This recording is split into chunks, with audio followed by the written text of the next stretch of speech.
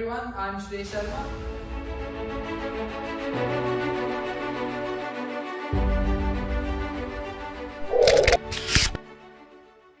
I run a YouTube channel on Salesforce.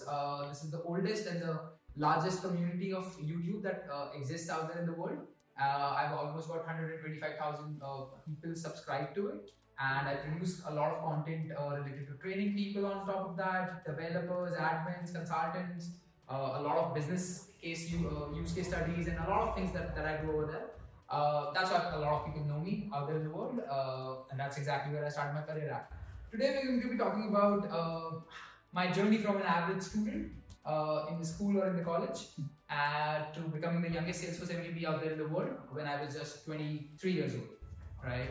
Do you want me to cover any specific part more than the journey, or you want me to go ahead directly? You can go ahead. So I started my career when I was in the college itself. I was in the second year of my college. I was learning engineering, computer science engineering. That's exactly what a lot of us do back there in India. Yeah. And I was in the second year of my college, and I went ahead to study Java programming language, if you haven't know about that.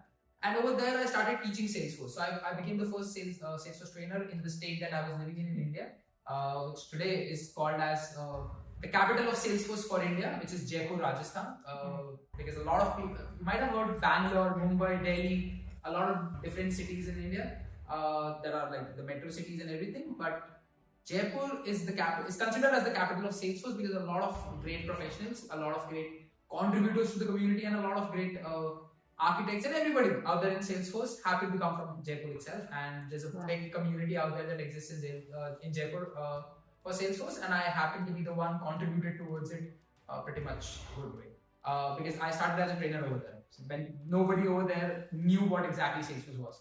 I started when I was 19 years old, and I started training people on top of it. I did few batches, couple of years, got people certified into it. At that point of time, a PRO, if you happen to know about that, used to exist in Jaipur, which is now a part of Wipro. And it later got acquired by Wipro, and so they only had one office back in India, and that was in Jaipur. And a lot of people wanted to get placed over there because they had free food. So and a lot of them wanted to learn Salesforce, and I was the only choice that they were left with. And of course, the choice was not pretty bad, because they all got placed over there at that point of time.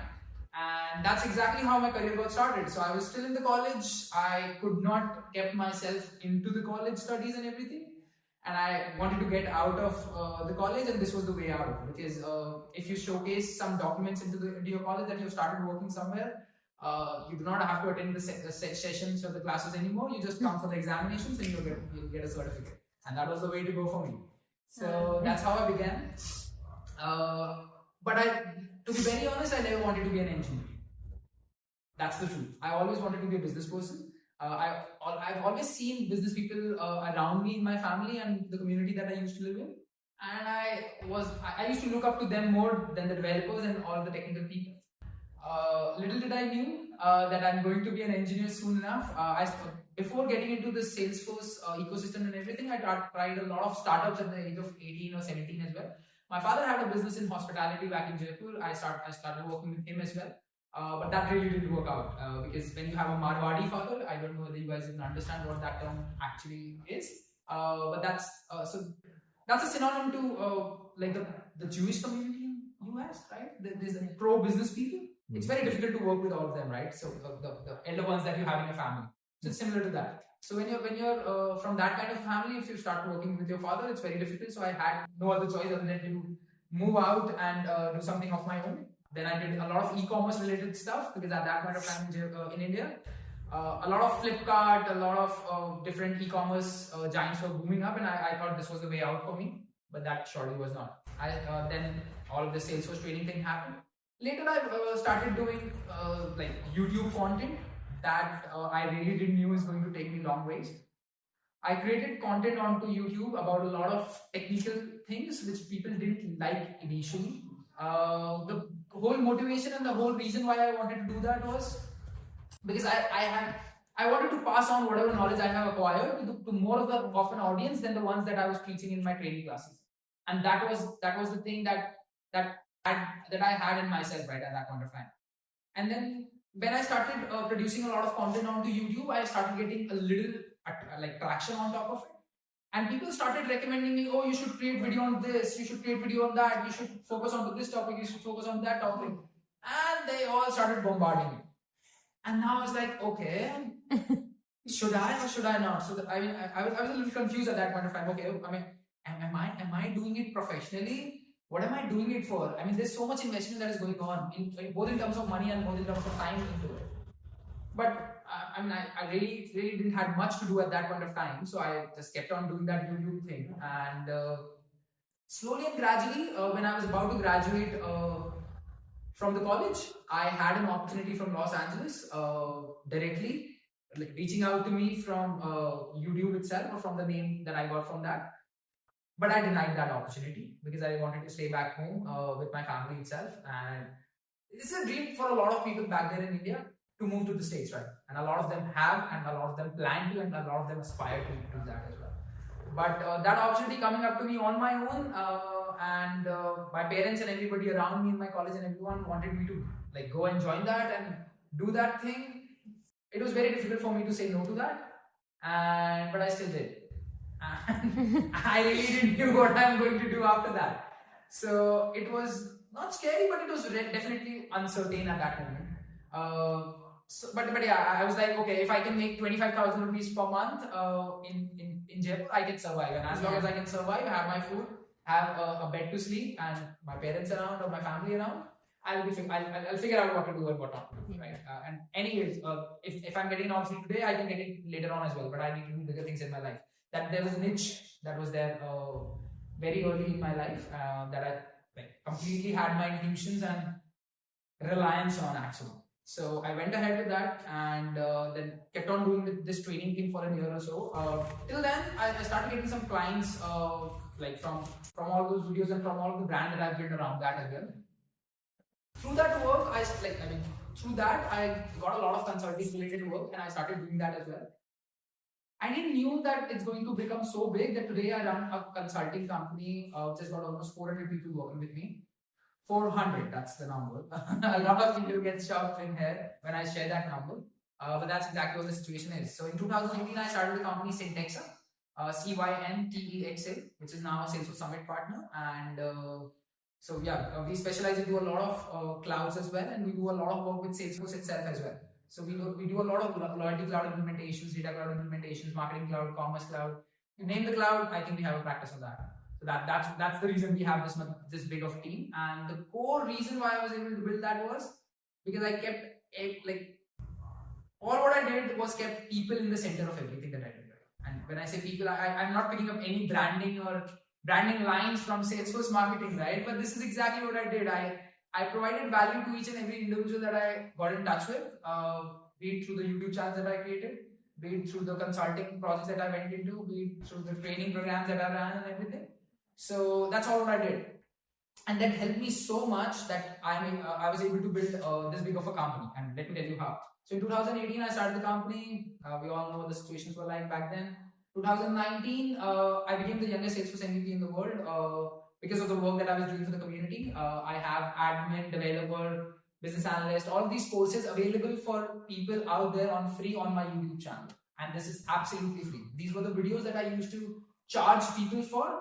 But then later I thought, okay, if I'm not going to do training anymore, and if I'm getting myself into consulting and into this IT business, then it better not go waste. Let me put it out there for public for free. And that's exactly when it got traction. And in 2019, I became the Salesforce MVP.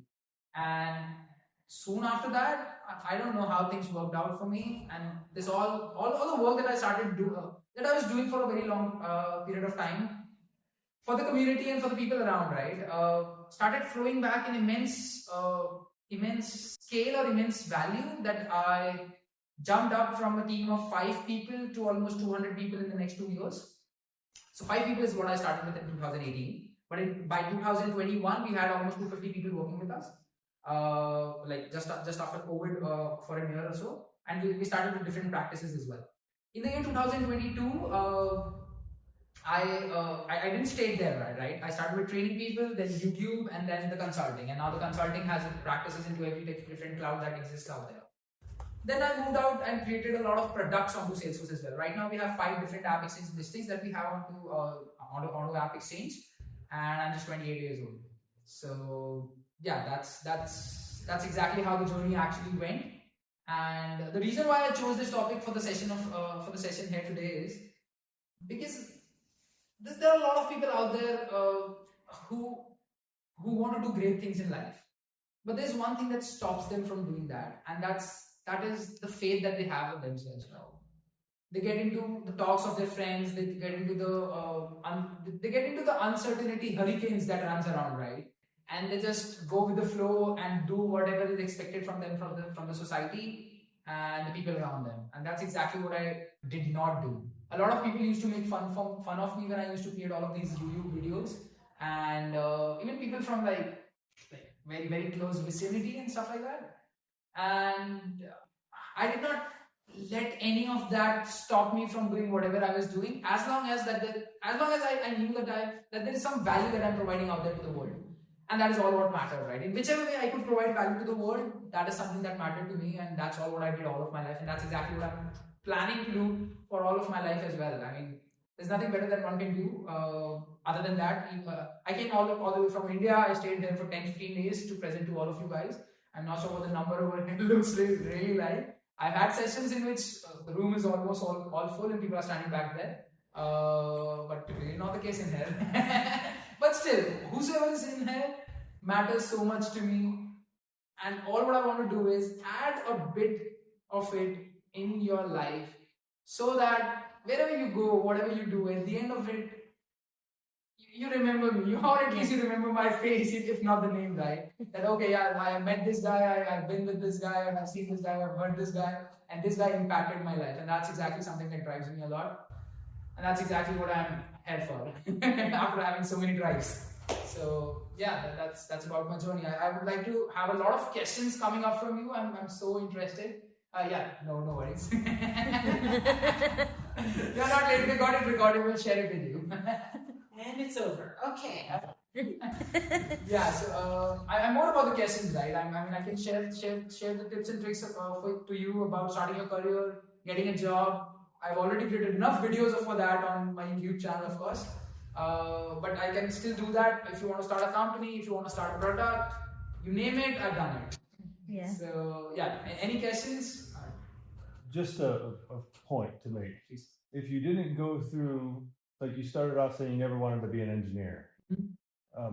Similar, I just haven't taken the leap that you've taken in starting my own business. Similar. I've been told I should do it, but I can't bring myself to get to that point. But what I've found is that the experiences that you go through make you who you are. Yeah. In essence, right? And in your situation, if you didn't like train people and didn't go through all the stuff that you went through, you wouldn't be standing where you are today running your own business. Yeah. Because you would miss out on some of the details that are required to run that business. I agree, 100%. So yeah, I found like I was an IT guy. I didn't know anything about marketing until I learned it. I didn't know anything about sales and insurance and banking until I learned it. Once you learn it, it empowers you to be whatever you want to be. Yeah, that's what it is. And that's exactly what it worked out for me. And to be very honest with you, in India, a lot of people think that in order to do business, you first need to work with a business and then start it off. I think that was the best thing that happened with me, that I didn't work for any of the businesses, because I knew no ways to do it, and hence I figured out the best one to do it that worked out really well for me and acted as a differentiator for me as well, which nobody else could copy really. You didn't follow the old tired ways that people... Yeah. And a lot of time what happens is when people start working with consultings and a lot of other companies, right? They just do the same things that their companies have been doing for so long, and they themselves do not even know the reason why are they doing that. Yeah. That's exactly the problem you see in a lot of companies out there. Like, let's say if someone has worked for XYZ Consulting and for 5 years, and they're starting their own ABC Consulting. Now they want to put all those same processes, all the same systems, everything exactly the way it was there in XYZ Consulting. Of course, it's going to be easy for you to implement all of that, but is it going to be relevant for the people that are going to be a part of this ABC Consulting now, or for the people working for you, or for the clients that are going to be there in ABC Consulting? accordingly, you have to plan all of these things. So yeah, it turned out really well for me because I didn't know a lot of those things, and I learned it along the way. Yeah, I think at least you're right. The way that entrepreneurs are started in the U.S. is much different than in other places in the world. Yeah, Right. I think in other places in the world, it's done out of necessity, meaning I need to survive. I'm going to create my own path to survive. Where in the U.S., it's like a little bit different. I want to build something big. Yeah, I want everything, and I want it yesterday. Yeah. So, and there's work to that, and so you see the mundane happen where people go into the workforce and they just trudge along. Yeah. Right. Until they get to the point where they're like fed up with working for the man, and then they go be the man. Yeah. Right. So but it takes a long time, at least. I think the average entrepreneurial startup up here is much older. It's like 30s, late 30s, where people will make that decision to go. And we're gradually seeing that come down because of things like YouTube and TikTok and Instagram and people being able to take and see advantages of that right away. But now I think you'll start to see a shift there too, where because it's overloaded with all of that, you're going to start to see things start to sway in a different direction again. And the world just needs to be prepared for it. I mean, the questions you have about how to run or start a business is just a Google away a search away. Whereas it was probably more difficult 30 years ago, 40 years ago to find that information without knowing someone who done it for you.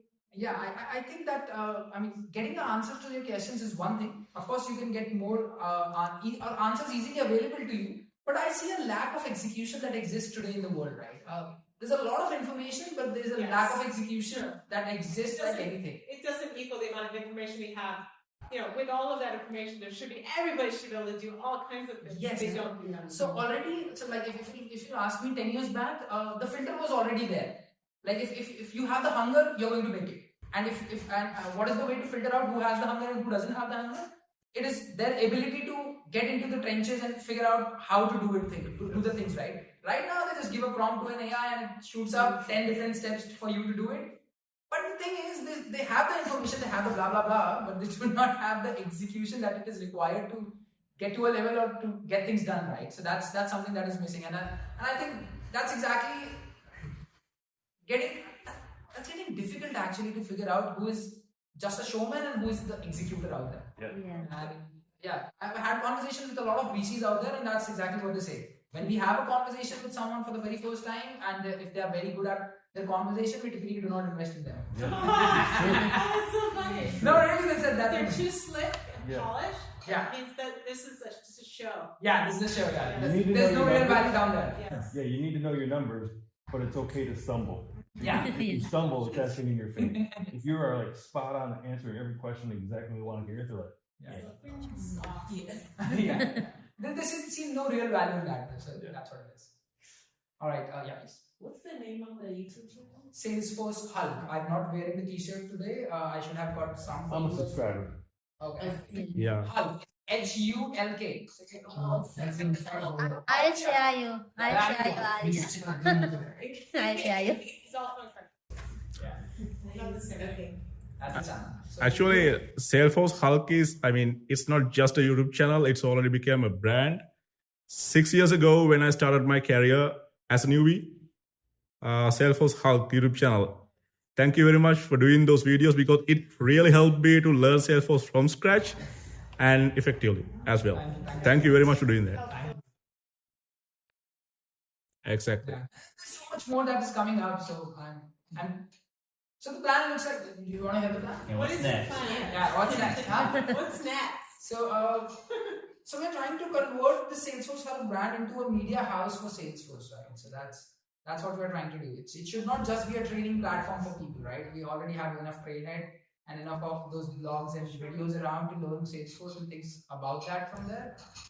But what people want is information absolutely refined in a quick way, right? That's what it is. So I started with Salesforce Hulk with an agenda to make education entertaining, right? That is exactly what it was not when I was starting learning Salesforce back in 2014. At that point of time, even Trailhead was not there. So I learned it all from the documentations of Salesforce. right? That's where I Silly stuff. yeah. So I learned it from the documentations of Salesforce, and this was so boring. I used to read 2 to 3 pages. Yeah. Okay. True. I have to make myself back up again, take a scroll, and then come back and read it again. That's the moment I decided, oh no, this is not the way to go about it. And at that point of time, Salesforce used to be at $3.1 billion. Right now it's 38, 40 or something like that. Odd numbers though. Is it right? 20, no, 40, 30. It's 30. It's somewhere around that only. So at that point of time, they used to say there's going to be 1.1 million jobs that they're going to create by 2020. Right? That used to be their statement. I don't know what it is right now. And I was like, no one's getting into this job reading these product documentations. Yeah. So somebody's got to do something about it. Yeah. And there used to be a lot of great people, great community leaders who used to create a lot of blogs out there about it. Mhm. And I used to read them, but there used to be something, but not the other thing. So for the other thing, you again have to do your own research, and there didn't used to exist any AI back then. So you can get the best blogs right ranking up there. You have to do your own research, at least 2 to 3 pages of Google search. You have to check out to figure out which one is the right one to read. And then I had the list of the like bookmarks, or I had all of those pages bookmarked for different topics. All I wanted to do was have that available to the people in a more entertaining way, but yet educating. And that's exactly what I did over there. Right now, what I can see is happening is there's enough information. There are enough blogs, there are enough YouTube channels, there's enough Salesforce itself is doing to promote itself or its products.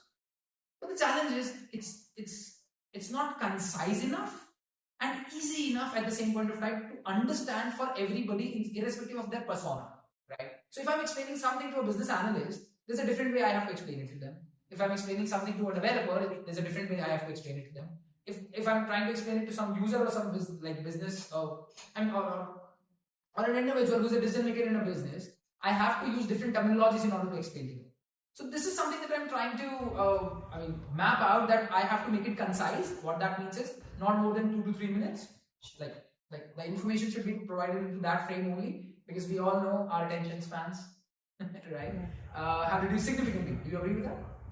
Yeah. So we need to make it concise, but yet very effective. And at the same point of time, it should be easy to understand. And that's exactly where we are going to go. From transitioning Salesforce Hulk from a training platform to a whole media house, which is creating content related to the products around it, the app exchange applications, what is going with the platform, what is happening with the acquisitions. You want Salesforce news? Salesforce Hulk is the way to go. So that's where we are planning to transition. I think That's perfect. Would you say Salesforce then is something similar? Yeah, they're doing it through the blog actually right now, and I'm just going to do that on the video thing. So we have collaborated together in a lot of things, Ben and me, and yeah, he's good with the blogs, but he knows that I'm better in videos. Yeah. We agree. Time-based content. And It's going to be a different series actually. So it's going to be different videos on different days of the week. And it's going to be what happened this month, what happened this week, what happened this week, what happened this week, things like that. Yeah. And there are going to be different things that we are going to run will around. it be on your platform? No, it's going to be going to be on the public platform. What I've learned, I meant, would it be just on YouTube, or you could have your own public YouTube. platform? YouTube. You do. so see what I've seen that is downloading that Wawa app in here can be a little tricky for a lot of people, right? So it's better to. So I didn't created any platform till date to run my training company. By the way, I've trained more than 100,000 people till date in the training company that I run. I have almost 8 to 9 trainers with me, and that's a different business. I do 3 businesses right now. One is Cyntexa, which is 400 people strong. Then Salesforce Hulk, which is the thing that we're talking about, and then the S2 Labs, right? Which is the training company that I still run. I do not train people personally nowadays. I have people to do that, but the curriculum and everything is designed by me only. So that training company also, I do not have any specific platform that I got created for the students over there. I use the existing ones which they are more comfortable with and familiar with, right? The Google Classroom. I've just used that. So that's exactly what I'm going to do with Salesforce. Or what would you recommend? Creating a separate one, or allowing them to access it on various platforms? Feel like you might create your own want to create your own community around your media? I think that is exactly what we're doing with YouTube as well, right? Do you feel like the people who watch your content on YouTube are connected to each other? No, I don't think so. That would be a community. Yeah. If they're connected to each other, talking to each other, sharing about the content that you have created. That would be a separate thing. And that is sometimes another wing that people put on with their kind of their business. The word is escaping me. I got your point. So It it's feeds about into everything else. Like you have people coming in for a free community, or maybe it's a paid, or maybe there's different levels. But like the that's a good idea. community itself can take some of the work off of the people that get paid to make content, because they're actually, obviously we have communities already, like, trailhead communities and whatnot. But if it's people who are already kind of looped into your content, maybe they have their own kind of feeling, like the talent stacker community, for example. We have our own private Facebook groups, one for people like before they get a job and one for after, more advanced people. And we help each other beyond, all the stuff you can kind of search for and find on the internet and in different kinds of forums. We help each other in a certain kind of way because we know those are our people, and we help them and reach out to them in a different kind of way. Like we post jobs, we say, hey, I'll jump on a call with you and help you work out that problem. It's just like a community creates another level of kind of learning and support. And I don't know if you even thought about that. I think actually YouTube though is that to a certain extent, because I do Within the comments, you mean? Yeah, People are I saying, think like, you- I'll jump on a call with you. right. So if you had subscribers there, right? If you're looking for a more collaborative approach to like how to like We do have a Slack community for that though. Yeah, there's some, Right. definitely. So your subscribers, even if you had targeted visions, you had an admin channel, a developer channel, an architect channel, and you're sort of catering the content within that YouTube channel to see those individuals, that becomes your community. Yeah, I agree. If you could then push them into Slack where they could collaborate from that perspective, now you've got traction that could be. Now we know everyone is tempted to stay. We want everyone Connect, interconnect. It's just getting one way right now. So people are just connected with you and nobody else around the community. So you have to have them come in, like collaborate within each other. So that's a good one. I mean, obviously Slack is a great platform for the community building, but sometimes it can use, if you don't have anybody really helping to foster that, and There are people dedicated. creating kind of like connections between people, or creating opportunities to link, people, whatever. That's exactly what I'm talking about, is that type of thing. And I didn't know about your Slack channel.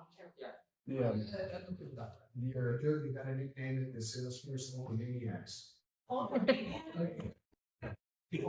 I do think your idea around like shorter content is great. I think it's like people will sit down and they will watch like 1,000 reels. They'll just like sit there and swipe and go and go and go, but they won't sit down and watch an hour-long session, right? Forget about how long, they won't even watch 10-minute videos. Right, but you take that hour-long section, you break it down in 2-minute chunks, and you stack it, and then people will watch it, swipe, watch it, swipe, watch it, swipe, and then just keep going to the very end. It's more Engage. It's engaging for the generation. You still have the old schooler generation that will sit down and watch that hour-long session and go through it. I know only because I was in my Got it. Any other suggestions you guys have for this? Or do you think this is the way to go for it? How your stats, like where are people coming from? What's your? It's all across the world. Yeah. I've got a lot of European people, a lot from US, and almost 50% from the India. And how about the Slack work thing? I'm not sure about the stats from there. Maybe you should get some stats. For Slack, I'll reach out to you after. She's a VC, you didn't know that, right? What? She's a VC, so she's testing. Stumble, you're good. He's got all the funding. Okay. No, I'm running a bootstrap startup. Yeah. I've not got any fundings from any companies till date, and a lot of companies reached out to me, but no, we're That's not. what I thought. That's what I thought. We've got enough of it, right? Yeah. That's what it is. So yeah, this is the way we are going ahead towards Salesforce Hulk, or with Salesforce Hulk.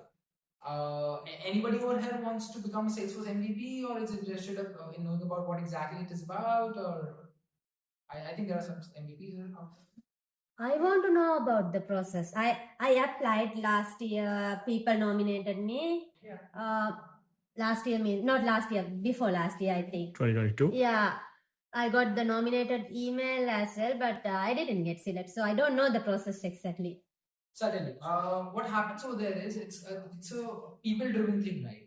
So you get yourself nominated from a different people. It doesn't matter whether 100 people or 1,000 people or 10,000 people are nominating you that you're going to become a Salesforce MVP. It's a very closed process in which there is a dedicated team which sits out there to filter out the people who got nominated and then understand the unique perspective or the unique contribution that they're making to the community. And that's all what matters to them, right?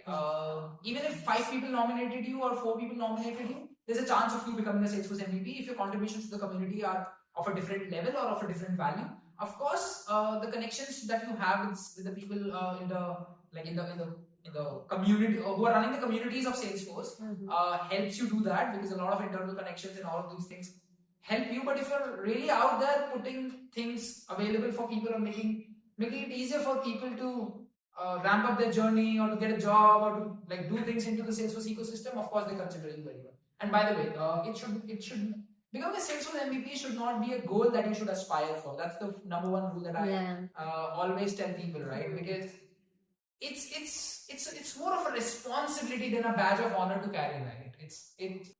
You have to be out there for the people, serving them all of the time and making sure that the journey that you make their journey easier. Yeah. It's not a badge of honor. A lot of people think that, okay, you become a Salesforce MVP and it's a badge of honor. You're going to be served with a red carpet all the time whenever you're going to walk into any room. That's not happening. Yeah. Right? That's really not happening. There will be more responsibilities that you're going to have after you become a Salesforce MVP. Of course, I've not been Salesforce MVP for a very long time, but when I was, that was really the thing. And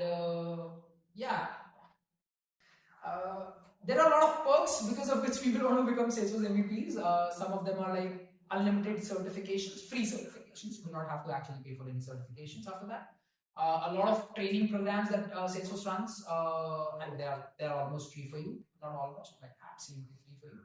And there are a lot of different. In the Salesforce keynote, there's a dedicated space for Salesforce MVPs that they allowed the seats in, which is very near to where Mark and everyone speaks from. So that's one thing that you can get also. And there are small perks or some swags that you get around here and there wherever you are. They just ship it to you. So these are some little perks that you get. It just matters for the first time, but I think year over year, it really doesn't matter that much. But of course, if you're a Salesforce MVP, the trust that people might have on you slightly gets increased because of course you've got that badge and everything. Yeah, actually, my team only, they want me to apply. They applied for Why me. not? That's what happened. But I think at that time I didn't even have anything like YouTube. I was It's doing not compulsory for something. you to have YouTube. It's Yeah. not at all. I know a lot of people who do not have even a single job, Yeah. and they became Salesforce MVPs. Stuff Oh, like that. okay. I don't know why, but the only thing I did that time when I was in Sri Lanka, the only things I did was I was co-leading the women in tech community there. I was doing sessions for other communities. Like for example, from Sri Lanka, I was doing some sessions for the San Romano USA community and few India communities. I was doing sessions and I was writing the blog posts to other blogs available there. Those were the things I did at that time. I don't know. So I got the This is exactly where nomination. a lot of people start off. Mhm. But to be very honest, you have to start with something that acts as a differentiator for you. Hmm. Right? A lot of people start with blogs, videos, and everything. And every year, whenever the nomination happens, they just get a lot of people to do that for them. Oh. But that really doesn't work. Yeah, that's you have to figure out some differentiator for you that lands you there. And by the way, also I'm not an expert into how to do a Salesforce MVP, and I'm not neither here for that. But I'm just passing on whatever information I can to you guys, rather than I'm passing on a lot about my journey. Yeah. Because you got the gist of it already. Mm. But I want to answer the questions that you might have because you've made your way to this hall, so I don't want a bit of your second also to get used to. Can we shift gears a little bit? Your consulting company. I'm just curious, like, from the size of a company that you support. And the only reason I'm asking this is because I work for Salesforce and I talk to customers all the time. And part of what I end up getting asked is what implementation partners or consulting companies are out there. I'm just curious about your background and like what level of companies are you supporting today? Got it. So we work for a lot of enterprise level companies as well, and for a lot of mid-sized businesses as well. And we've done a lot of different implementations around different industries actually.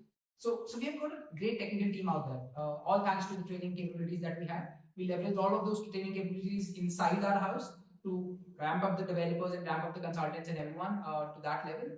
And right now we are working a lot with Salesforce more than anybody else out there. We have a lot of collaborations with a lot of Salesforce AEs to get into different businesses and different domains. Right now, we're doing a lot of loyalty cloud implementations with a lot of companies. There are very few loyalty cloud implementation partners that exist out there, and a lot of and very less data cloud implementation partners that exist out there in the world. And we are one of them, and that's exactly what we're doing. Yeah, so data cloud is going to be hot, and it's just going to be. Yeah. It's going to be the next commerce cloud, I guess. Yeah, it's going to be the foundational data point for Salesforce in the future. Yeah. It's going to be another classic to lightning type of approach. Awesome. Long-term data cloud's going to become part of the package. Yeah, and with the I think with the new changes that they've just announced in the Dreamforce of having it part of the platform. Yeah. I think there's no way to go back. Yeah, and so it's really going to be important for consulting companies to be on point with that because the interface itself is not as intuitive as your normal admin space that you live in. So it's almost defining a new role inside of Salesforce as a whole. Same thing on the Agentforce side of the house. Prompt engineering, being skilled in that, understanding those things is going to be super. So you work with Salesforce. What exactly do you take care of that? So I'm a technical architect Uh-huh. on the pre-sales side. So it's my job to make sure that we're selling the right solution when we go to the table. So customers will come in, whether it's a new logo or whether it's an existing customer, they come in either with a problem or a challenge they're trying to solve. And it's my job to sort of formulate that solution and demo how that'll work inside their own space. Meaning, hey, you have all this existing technology. How is that all going to integrate or work and do all of those things? That's where I come in and help to solve all that. So I done a lot of webinars on the YouTube channel that I have related to the business case studies that we have done for a lot of businesses, whether in the implementation of some solution that we have done for some of our clients, or whether it's a POC that we have just developed for our upcoming projects or something like that that really didn't work out or might have worked out. Yeah. So you should just attend all of that as well. There's a lot of there's a lot that we can talk about over there. And we'll collaborate on that as well. Yeah, I'd love to pick your brain a little bit too, because we have our own series that we started. It's not on YouTube because Salesforce won't let me put it there for some reason. That's why it's a big long discussion. But we're doing hands-on workshops now. We do a quarterly discussion series that we do every quarter, and it's a webinar format to a certain extent. But we get in customer engagement. So that's the one thing that YouTube doesn't allow is that you can't engage with the end user when you're delivering that content. No, you can. But only through comments though. I can allow them to come off of mute and actually physically speak to us during that session. So that's where. So that's something that we can do technically actually. Let me tell you how we can do that. We can have a Zoom call and that Zoom call can be streamed out to YouTube live as well. 100%. So that's exactly what we're doing on our end. We're using Zoom for that back end. I could simulcast that out to the YouTube side of the house and just bring everybody into there. Totally fair. Right. I'm just trying to gain traction in that space and make. In the YouTube space or what? Just in general, I'm trying. Right now, our series is one of the more well-known series that has been sort of ground created from the actual architect team versus marketing fluff that you get from the regular Salesforce, right? We don't do marketing fluff. We just deliver straight stuff. Very similar, your training style is this is the issue. This is how we're going to solve it. Bang, bang, bang, we're done. That's kind of how we're playing that same game, but from internally on the Salesforce. And so what exactly? Do you think there's any way I can help you in that?